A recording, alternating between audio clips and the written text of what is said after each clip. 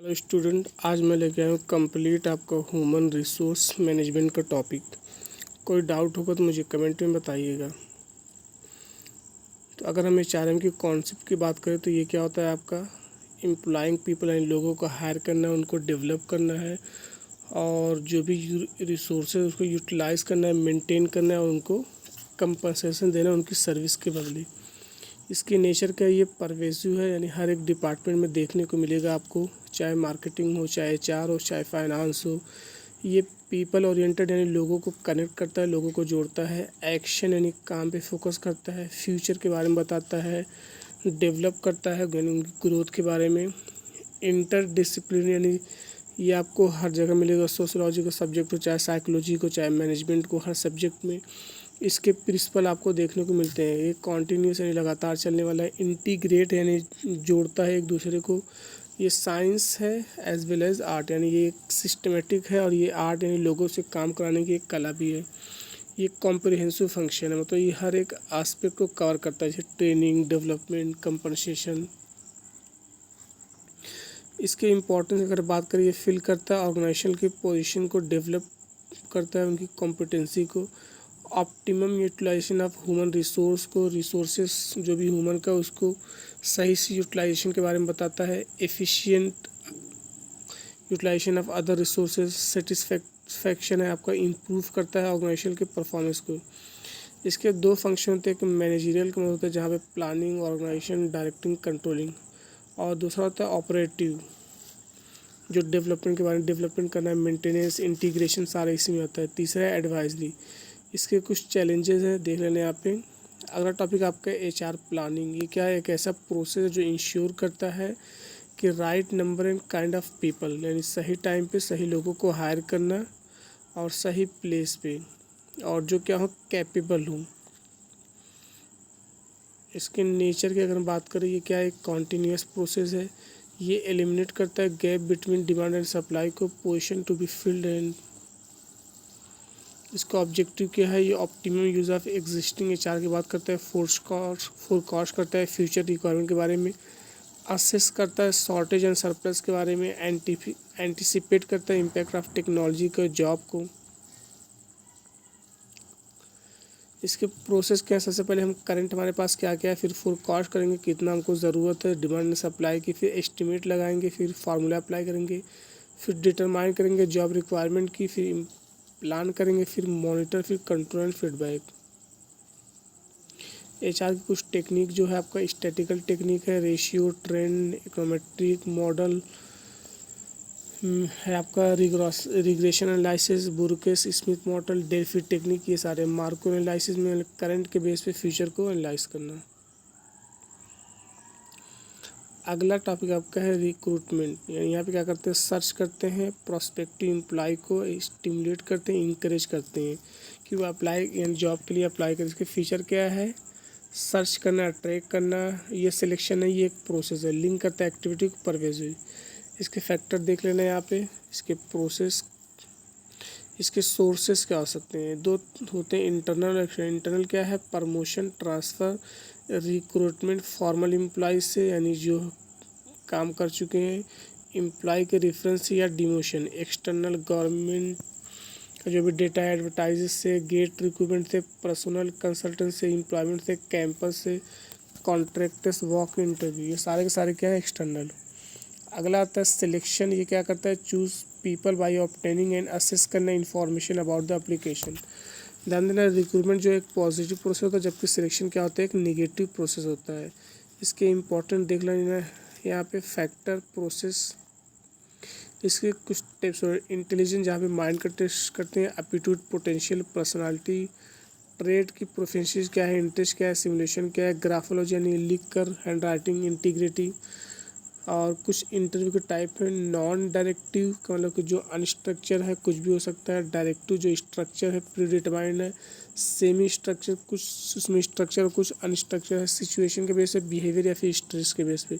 Stress का मतलब कि आपको कोई ऐसे प्रॉब्लम दे देंगे, ठीक है, और वहाँ पे देखेंगे आप उस स्ट्रेस में आपका बिहेवियर कैसा रहता है। अगला है ट्रेनिंग, इंक्रीज़ करता है नॉलेज को, स्किल को, एम्प्लॉय की, इसकी नीड देख लेना, और इसके ऑन द जॉब ट्रेनिंग, एक होता है अप्रेंटिसशिप। ये क्या करते हैं अंडर द मास्टर, यानी जैसे मान लो जी आपको पता है इलेक्ट्रिसिटी आता है, उसके साथ एक वर्कर रहता है, वो काम भी सीखता है और कुछ पैसा भी मिलता रहता है। प्लम्बर होते हैं उसके साथ कुछ रहते हैं, काम के साथ साथ कुछ पैसा पाते हैं, तो वो क्या करता है आपका अप्रेंटिसशिप। दूसरा होता है इंटर्नशिप, जो एजुकेशनल इंस्टीट्यूट मान लो कंपनी के साथ टाई अप हो गया कि कुछ टाइम के लिए वो आपके साथ काम करेंगे। कोचिंग हो गया, जॉब रोटेशन, मेंटरिंग यानी किसी एक्सपर्ट से जॉब इंस्ट्रक्शन ट्रेनिंग, एम्प्लॉय को वर्क से पहले ट्रेन करते हैं, सैंपल देकर चेक करते हैं कि सही से वो काम कर रहा है कि नहीं। मतलब मशीन आ गई तो उसको पहले देखेंगे, चेक कराएंगे वो काम कर पा रहा है कि नहीं कर पा रहा है। अगला है off the job training, classroom है, कॉन्फ्रेंसेज है, प्रोग्राम है, case study, computer role playing. Development ज़्यादा नहीं, ये क्या होता है आपका सारे के सारे एस्पेक्ट इसमें कवर किए जाते हैं उसकी। इसके फीचर देख लेना, स्टेप देख लेना, मेथड उसी तरह मिलता जुलता है आपका है on the job off the. Career planning important है आपका, डेवलपमेंट एंड सक्सेशन प्लानिंग करना। कैरियर क्या होता है, एक sequence of the job that individual had held throughout his working life. मतलब कैरियर एक ऐसा सीक्वेंस होता है, जॉब होता है जो एक इंडिविजुअल करता है अपनी जॉब की वर्किंग लाइफ के अंदर, और इसके स्टेज एक्सप्लोरेशन होता है, यानी पता करते हैं क्या क्या अल्टरनेटिव है हमारे पास। फिर इस्टेब्लिशमेंट करते हैं, यानी अपनी जगह बनाते हैं, जो पसंद है उसको सेलेक्ट करते हैं। फिर मिड कैरियर होता है, यानी कि अब आगे बढ़ते हैं। फिर लेट कैरियर, रिटायर होने से पहले जो एक्सपीरियंस होता है। फिर लास्ट में डिक्लाइन। कैरियर प्लानिंग क्या होती है, ये प्रोसेस होता है जहाँ पे हम वन फिक्स करते हैं कैरियर गोल को and let down the path of this goal, यानी सेट करते हैं कैसे गोल को अचीव करना है। Career development proper qualification experience को चेक करते हैं, यहाँ पे इंश्योर करते हैं, यानी ऑर्गेनाइजेशन एम्प्लॉय दोनों मिलकर कोशिश करते हैं कि गोल को कैसे अचीव कर लें। अगला है सक्सेशन प्लानिंग, ये इंपॉर्टेंट है। ये क्या होता है, यहाँ पे मान लो कि जो ऑर्गेनाइजेशन में जो लोग काम करते हैं टॉप पोजीशन वाले, मान लो कि जगह खाली होगी तो उनकी जगह को जो फिल करने के लिए प्लान करते हैं, that is called succession planning.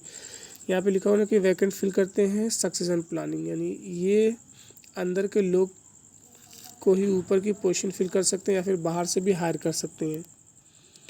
इसके फीचर देख लेना। सक्सेशन चार्ट क्या होता है, यानी ऑर्गेनाइजेशन की पोजीशन को देखते हैं कि कौन हमारे फ्यूचर में सक्सेस, यानी मान लो कि जो ऑर्गेनाइजेशन में काम करते हैं देखते हैं कि फ्यूचर में कौन हमारा सक्सेसर हो सकता है। इसके प्रोसेस जॉब एनालिसिस क्या करते हैं, जॉब की इन्वेस्टिगेशन करते हैं, स्टडी करना जॉब के बारे में, डिटेल्स कलेक्ट करना।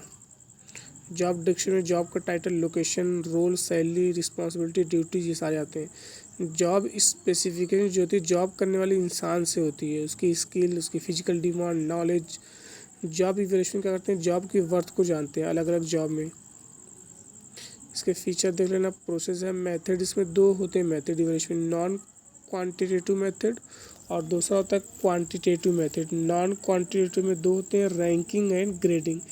रैंकिंग में क्या करते हैं, जॉब को अरेंज करते हैं रैंक के हिसाब से, और ग्रेडिंग में क्या करते हैं, यानी क्लास बना लेते हैं, ग्रुप बना लेते हैं, जैसे ग्रेड ए बी या 0 से 5, 5 से 10 से 15। एनालिटिक या क्वांटिटी में पॉइंट होता है, इसमें सारे पॉइंट को आइडेंटिफाई करते हैं, फिर उसको एलोकेट करते हैं, फिर पॉइंट के हिसाब से क्या करते हैं, क्लासीफाई करते हैं। फैक्टर ये कॉम्बिनेशन होता है रैंकिंग और पॉइंट का, यानी दोनों को ऐड कर लो तो आपको हो जाता है फैक्टर कंपैरिजन, यानी पहले पॉइंट को देखेंगे फिर उसी के हिसाब से क्या करते हैं, रैंक देते हैं। अगला है परफॉर्मेंस अप्रेजल, यानी ये क्या एक सिस्टमेटिक असेसमेंट होता है जिसके अंदर हम देखते हैं कि एम्प्लॉय ने जॉब कैसे परफॉर्म किया है, यानी ये परफॉर्मेंस अप्रेजल में एम्प्लॉय को चेक करते हैं। इसके दो मेथड ट्रेडिशनल, पहला है रैंकिंग मेथड जिसमें क्या करते हैं, एम्प्लॉय को रैंक देते हैं हाईएस्ट से लोएस्ट। पेयर कंपैरिजन क्या करते हैं कि एम्प्लॉय को बाकी सभी से कंपेयर करते हैं, ग्राफ प्रिंटेड फॉर्म बनाते हैं, ग्राफ बनाकर फोर्स डिस्ट्रीब्यूशन, यहाँ पे एक नॉर्मल डिस्ट्रीब्यूशन कर बना लेते हैं, फिर उसके अंदर कौन कौन आ रहा है किस कैटेगरी में वहाँ डाल देते हैं। चेकलिस्ट मैच में यस या नो में आंसर देना होता है आपको। क्रिटिकल इंसिडेंट चेक करेंगे कि एम्प्लॉय का बिहेवियर, कोई मान लो कैसी इंसिडेंट दे देते हैं, उस क्रिटिकल इंसिडेंट उसका बिहेवियर क्या आ रहा है। एसए मेथड, यानी आपका सुपरवाइजर एम्प्लॉय के ऊपर एसए लिखने वाला है, ये सब्जेक्टिव होता है। फील्ड रिव्यू, ये यहाँ पर एक ट्रेड स्कूल को अपॉइंट किया जाएगा कि जो सुपरवाइज़र की क्या करता है, हेल्प करता है, मदद करेगा परफॉर्मेंस को अप्रेस करने में, चेक करने में। एनुअल कॉन्फिडेंशियल, ये क्या होती है, गवर्नमेंट से जुड़ी होती है, इसमें एम्प्लॉय की सारी स्ट्रेंथ और वीकनेस को रिकॉर्ड करते हैं। मॉडर्न में MBO होता है, इसके अंदर एम्प्लॉय और सुपरवाइज़र दोनों मिलकर स्टैंडर्ड सेट करते हैं।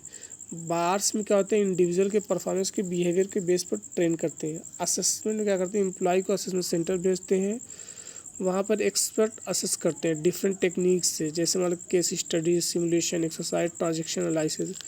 360 डिग्री में यहाँ पर मल्टीपल रेटर फीडबैक होता है। यहाँ पे 4 टाइप से क्या करते हैं, रेट करते हैं। एम्प्लॉय सेल्फ करेगा या सुपरवाइजर से या फिर सबऑर्डिनेट या फिर पीयर से करेगा। कॉस्ट अकाउंटिंग, इसमें देखते हैं कि एम्प्लॉय ऑर्गेनाइजेशन के लिए क्या रिटर्न लेके आ रहा है, उसी के बेस पे परफॉर्मेंस अप्रेस करते हैं। इसमें कुछ प्रॉब्लम होती है, जब हम परफॉर्मेंस अप्रेजल करते हैं कुछ प्रॉब्लम होती है। सबसे पहले हालो इफेक्ट, यानी एक एट्रीब्यूट के बेस पे आप सब कुछ जज करते हो। मान लो एक बंदा लेट आया, आपने सोचा कि ये सारा काम ही लेट करता होगा, या किसी ने एक अच्छा परफॉर्म कर दिया, आपने सोचा कि सारा काम ही अच्छा करता होगा। सेंट्रल टेंडेंसी, हर एक को एवरेज दे देना। लेंसी, हर एक को गुड दे देना। स्ट्रिक्टनेस, हर एक को बैड रेटिंग कर देना। पर्सनल बायस, तो उसकी वजह से आपने जज कर दिया। रीसेंस इफेक्ट, यानी सिर्फ करंट के बेस पे, आपने पूरे साल का नहीं देखा, सिर्फ करंट के बेस पे जज कर दिया। नॉलेज आपके पास नहीं थी। अगला है कंपल्शन, देख लो इसमें कंपोनेंट क्या क्या है, फैक्टर क्या क्या है, इसमें कुछ खास है नहीं। इसकी थ्योरी देख लो, वेज फंड थ्योरी, ये दिया था एडम स्मिथ, इन्होंने कहा था कि वेज के लिए अलग से एक फंड बनाया जाएगा, प्री डिटरमाइन किया जाएगा, उसी में से वेज दी जाएगी। सब्सिस्टेंस थ्योरी, ये डेविड रिकार्डो ने दिया था। ये कहती है कि वर्कर को उनकी सब्सटेंसेस के लिए जितनी वेज ज़रूरी है उतना दिया जाएगा। सरप्लस, कार्ल मार्क्स ने दिया था। ये कहती थी कि टाइम प्रपोर्शन में बहुत ही कम देते हैं, सरप्लस को अदर एक्सपेंस यूटिलाइज कर लेते हैं। रेसिडुअल, यानी फैक्टर ऑफ प्रोडक्शन में जो लैंड, लेबर, कैपिटल सबको देने के बाद में जो बचता है लेबर को दिया जाएगा। मार्जिनल प्रोडक्टिव, एक एक्स्ट्रा लेबर को लगाने पर जो एक्स्ट्रा आउटपुट होगा उसी के बेस पे वेट डिफाइन करेंगे। बार्गेनिंग, जिसकी बार्गेनिंग इसको दिया था जॉन डेविडसन ने, इन्होंने कहा था कि वेज फिक्स होगी जिसकी बार्गेनिंग ज़्यादा स्ट्रांग होगी। बिहेवियर थ्योरी कहती है कि फैक्टर की strength of union employ concern to maintain करेंगे, उनका कंट्रीब्यूशन क्या है, सारे फैक्टर के बेस पर डिसाइड होगी। System of ways payment, time के हिसाब से आवरली, डेली, वीकली हो सकता है। पीस के हिसाब से, नंबर ऑफ यूनिट के हिसाब से हो सकता है। इसके कुछ इंसेंटिव प्लान है, जैसे मान लो अगर टाइम के बेस पे बात करें, हाल से इमर्सन रोवन बेडॉस, और प्रोडक्टिविटी के बेस पे टेलर मेरी गांड। ग्रुप इंसेंटिव के बेस से प्रेस्टमैन, टाउन और रकर और स्कैलोन। इंडस्ट्रियल रिलेशन की बात करते हैं, तो यहाँ पे एम्प्लॉय और एम्प्लॉय के रिलेशन को देखते हैं। इसके फीचर देख लो, फैक्टर देख लो। इसके कुछ अप्रोच जो है, यूनिटरी अप्रोच है। ये कहती है कि एम्प्लॉयर और एम्प्लॉय दोनों के इंटरेस्ट एक जैसे हैं, इनका कॉमन गोल है, सो डिस्प्यूट नहीं होंगे। प्यूरिस्टिक अप्रोच कहती है कि दोनों के इंटरेस्ट अलग भी हो सकते हैं, जिससे डिस्प्यूट हो सकता है। अगला है क्लासिकल मारिशस, उसका नाम है रेडिकल। ये कहती है कि कैपिटलिस्टिक सोसाइटी है जो कि डिवाइड कर देती है इंडस्ट्री को, क्लास और वर्कर को, जिसकी वजह से डिस्प्यूट होता है। साइकोलॉजिकल, ये कहती है कि परसेप्शन और एटीट्यूड मैनेजमेंट दोनों के डिफरेंट होते हैं, जिसकी वजह से डिस्प्यूट होता है। सोशोलॉजिकल कहती है कि रिलेशन जो है सोसाइटी के थ्रू शेप किया जाता है और जो डिफरेंट होता है, जो आपको अफेक्ट डालता है। ह्यूमन रिलेशन है न्यूक्लासिकल, ये फोकस करती है लेबर सबसे ज़्यादा यूनिक होते हैं प्रोडक्शन में। ग्री अप्रोच, ये कहती है कि डिस्प्यूट को इंटरनली सेटलमेंट कर लो, बाहर वालों की ज़रूरत ही ना पड़े। कलेक्टिव बार्गेनिंग कर लो, वॉलंटरी आर्बिट्रेशन कर लो। HR डेवलपमेंट, ये ऑर्गेनाइजेशन को सबसे बेस्ट एम्प्लॉयमेंट असेट एम्प्लॉय को मानती है। सोशियो एथिकल अप्रोच, ये वर्कर और मैनेजमेंट दोनों की मोरल रिस्पॉन्सिबिलिटी है, दोनों की मोरल रिस्पॉन्सिबिलिटी समझनी चाहिए। गार्डियन अप्रोच कहती है ट्रूथ के बेस पे करो, वायलेंस ना होने पर, यानी नॉन वायलेंस को फोकस करती है। सिस्टम, ये कहती है कि इंडस्ट्रियल रिलेशन तो इस सिस्टम की तरह है, हाँ ये हमारे सिस्टम के एक पार्ट है, इसमें भी सब सिस्टम जैसे life, technology, market, people. Collective bargaining, मिलकर बार्गेनिंग करना यहाँ पे होने वाला है। एम्प्लॉय को कितने वेज और बेनिफिट मिलेंगे, ये रूल डिस्प्यूट कैसे डिसॉल्व होगा। कलेक्टिव बार्गेनिंग जो आइडेंटिफाई किया सिडनी एंड बैट्रिक ने 1897, इसके फीचर देख लो। प्रोसेस क्या है इसमें, कुछ डिस्ट्रीब्यूट यानी विन लॉस, एक जीतेगा एक हारेगा। इंटीग्रेटिव विन, दोनों जीतेंगे। प्रोडक्टिविटी, प्रोडक्ट को इंक्रीज करने फोकस करती है। कंपोजिट में मल्टीपल इशू को सॉल्व किया जाता है।